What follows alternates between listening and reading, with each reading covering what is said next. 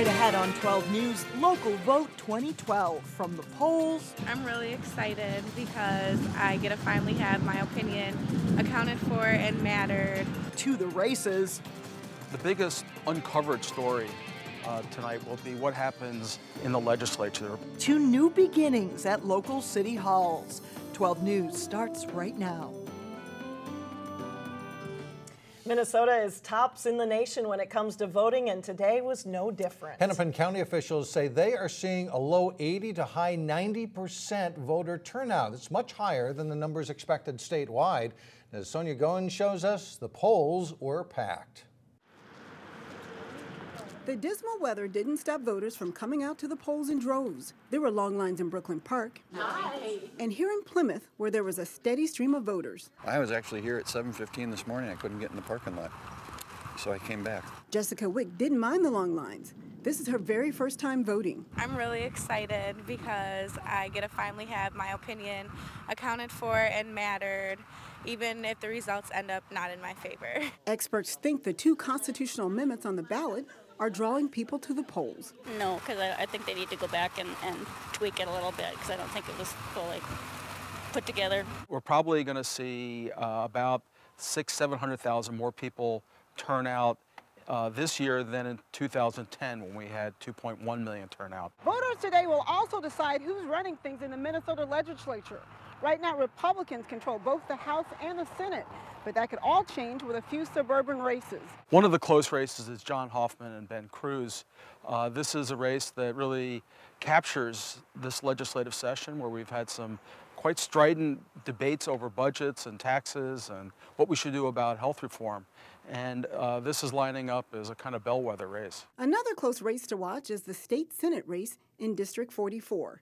DFLer Terry Bonoff is going up against David Gaither. Terry Bonoff, who's one of the legislative leaders in the Senate for the Democrats, who has been a moderate working across the aisle, is facing maybe her toughest election challenge this year.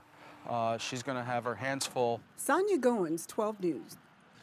Minnesota also saw a jump in absentee ballots. Election officials say they expect to count about 300,000 ballots when the voting ends.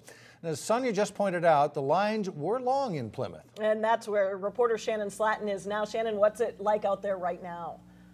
There's not too much of a wait right now, but let me tell you, today has been a very busy day for city clerks and their staff, including Sandy Ingdahl, here the city clerk in Plymouth. Sandy, how did it go so far today?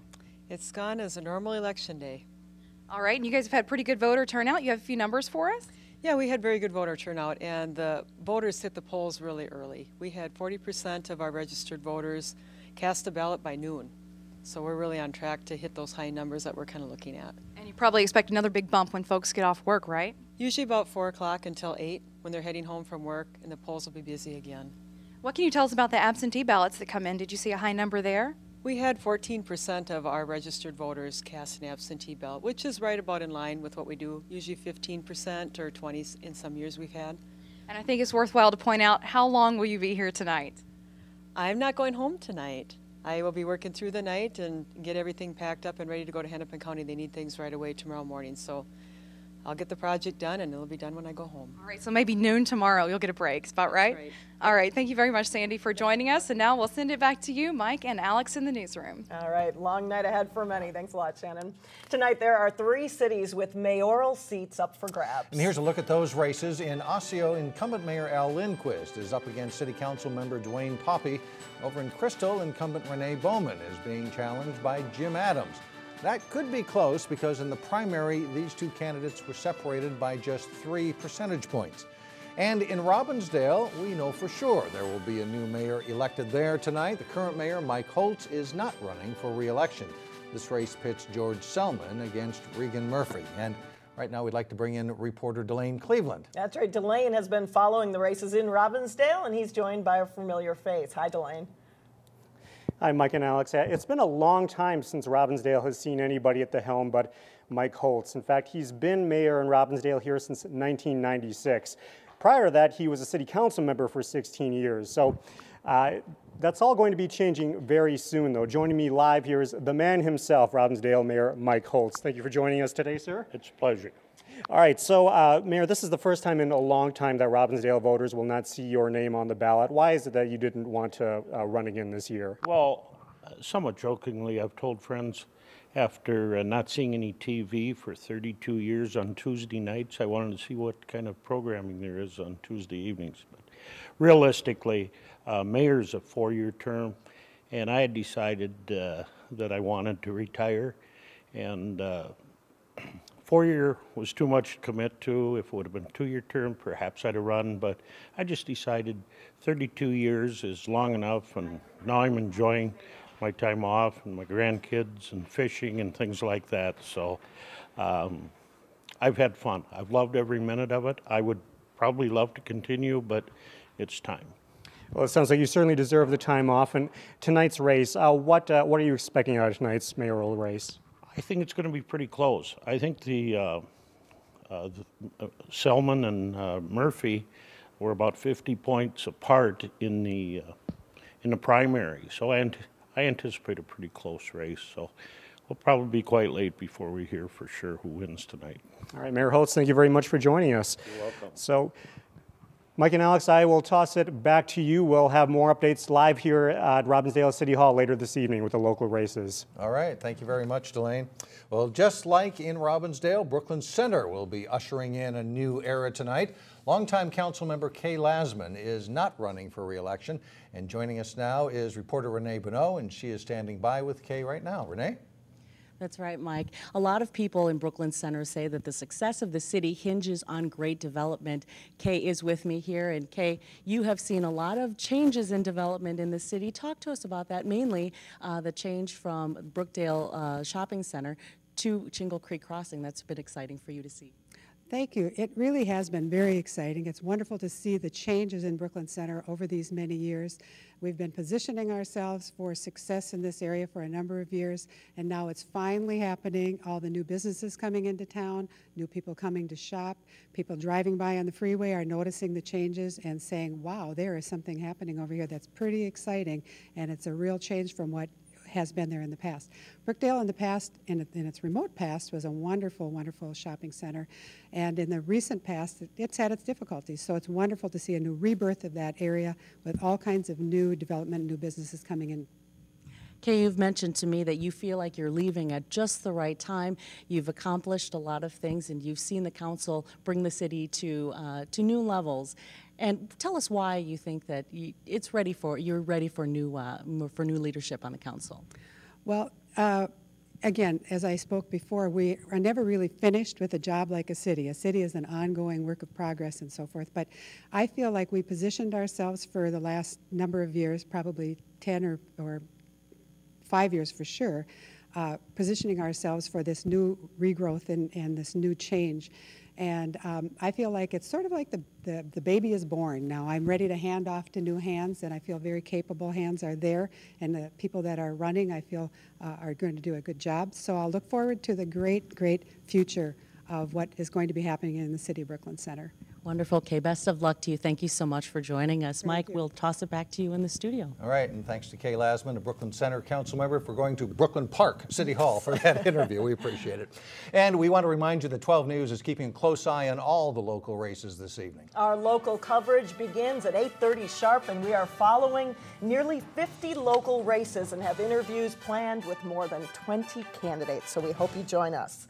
Coming up next, what has some in Plymouth feeling a little bit jumpy? Could be politics, but it's also a new exercise routine. We'll show you coming up next. Then later in sports, runners on Wayzata's girls cross-country team talk about bringing home the hardware at the state meet. But first, it's a look at your AccuWeather forecast.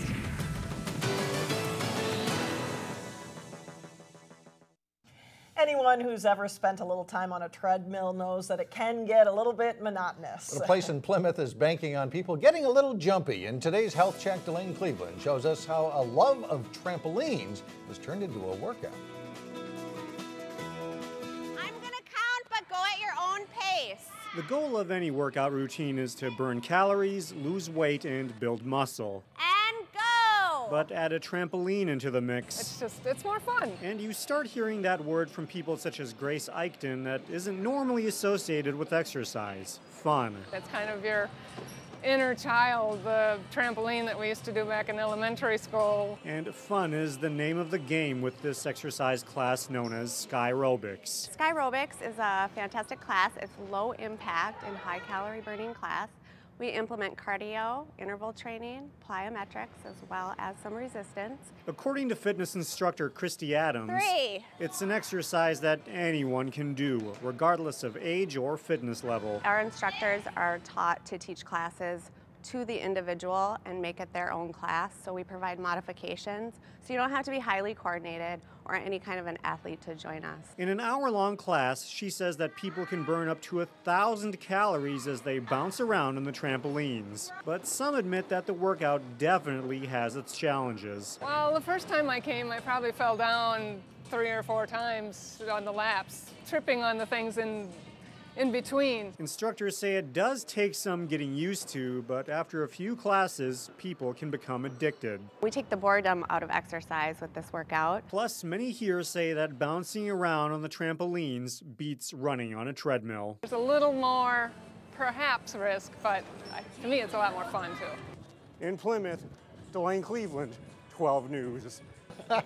Love it. Sky Zone offers Skyrobics fitness classes 6 days a week, and for more information you can find a link on our website at 12.tv. And Delane's reaching new heights as a reporter. Exactly. There is some significant health news up next in sports. Local football standout will not be back on the field anytime soon after injuring his knee. John Jacobson has the details up next. John Jacobson with sports. We start with cross country and some new hardware over at Wayzata. They won 2 state championships last week. Right. Yeah, girls soccer and girls cross country. The Wayzata boys cross country team is a perennial power, but at this year's state meet, it was the girls' time to shine. Here's Jason Malillo with more. 2 days after winning the team title at the state meet, the Wayzata girls cross country team is running. The girls are getting ready for the Nike Heartland Regional meet this Sunday in Sioux Falls, but last Saturday, the Trojans ran their way to the school's first ever state title in girls cross country. It was fun. I was so glad because it's such a great group of girls. It was really fun. That was just amazing. It was like we almost didn't expect it. We were just so amazed that we actually accomplished our goal that we've been looking for all season. The state meet is a unique race, and it didn't exactly play out the way the Trojans were expecting. You know, I was a little worried at the mile mark. We were behind by 21 points by Egan. They have a pad that they can keep score at the mile mark, and so our team score came in. We were running a little bit behind. I remember turning to my assistant and go, "Oh, I'm maybe a little bit scared, worried here." Still, Wayzata ran hard in the second half of the race and brought home the title, led by sophomore Anna French, who finished runner-up. I was a little bit further back than I had planned, but it was okay. I was able to make it up after the first mile.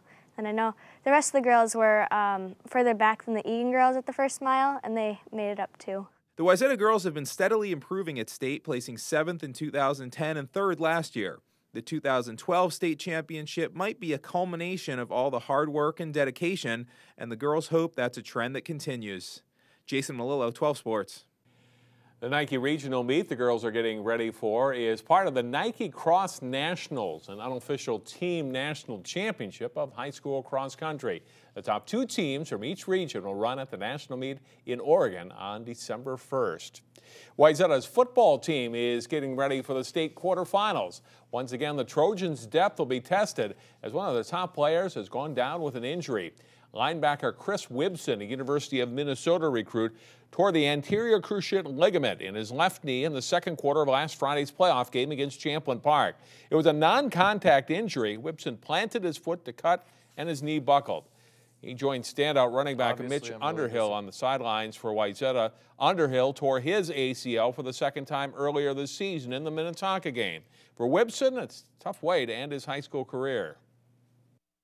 Obviously, I'm really disappointed that I won't be able to finish out my senior year with my team, but it's part of the game, and it happens to a lot of great players like my teammate Mitch Underhill, who's had to go through this twice. And but I still believe in our team, and I think we got a really good shot this year. This year's been a year of just losing players that are in great shape, and unfortunately bad things happen. And it's kind of the nature of the sport, and that you're going to have some injuries. And I think our players are understanding, and we're going to miss them on the field as a leader. After having dealt with Underhill's injury, the Wayzata guys have some experience with losing a key player, and it shows the depth that they have. We have good guys stepping up in the middle linebacker position, Logan Larson and then Nate Lang. Both those are just very solid middle linebackers that will carry us through the rest of the playoffs. And, we just have a lot of depth, and that's just what makes one of our programs like one of the best in the state. Well, more on the Trojans matchup with Eastview later in the week here on 12 News. Maythum Mehdi is one of 2 managers for the Totino Grace football team. His older brother played wide receiver for the Eagles a few years ago. Maythum's health has kept him from following in his brother's footsteps.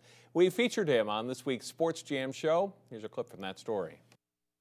I was diagnosed with hypertension, and throughout my life I've had angiograms and surgeries. At the Mayo Clinic in 2007, Maythum had surgery on his right renal artery. In 2009, a narrowing of his aorta was discovered, which prompted another surgery.